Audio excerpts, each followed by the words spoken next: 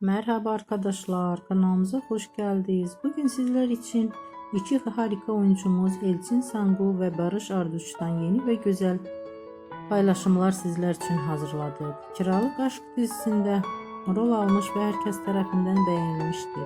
Biz de sizler için onların güzel ve romantik karelerini hazırladık. Bu videoların devamlı gelmesini istiyorsanız kanalımıza abone olup yorum yazmayı unutmayın. Böylelikle